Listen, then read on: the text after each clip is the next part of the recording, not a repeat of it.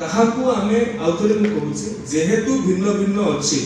ସେଥିରେ ଟ୍ରାନ୍ସପାରେନ୍ସି ଆଣିବା ପାଇଁ ପ୍ରତ୍ୟେକ ବର୍ଷ ଆଡମିସନ ପୂର୍ବରୁ ତାହା ପିଲା ବିଜେପି କଲେଜରେ ପକେଇଲା ଗଭର୍ଣ୍ଣମେଣ୍ଟ କଲେଜରେ କି ପିଲା ଗୋଟେ ବାବା ଭୈରବାନନ୍ଦ 488 କ୍ୟାଟେଗୋରୀ କଲେଜ ଚଣ୍ଡିଖୋଲରେ ପକେଇଲା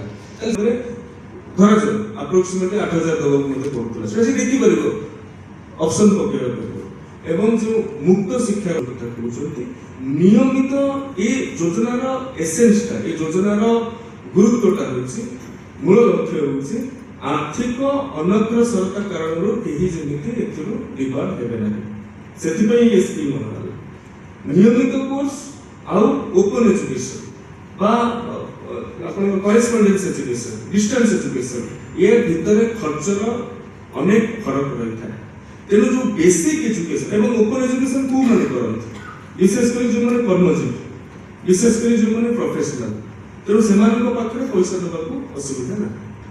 सर आगोटे कथा धरतु 75 जो पिला नकल एडिक्शन माने अटेंडेंस न हेबा सेमानकर जदि मु स्कीम बाबदरे ही उत्तर देबटा सर स्कीम रो ये कहूची गोटे डिग्री कॉलेज रो गोटे परिचालना कमिटी कहूची कॉलेज इलेक्शन ता केबे अफोर्ड के देथरे ऐड करते मु कहूची परिचालना कमिटी नाही बोली कहबे ठीक न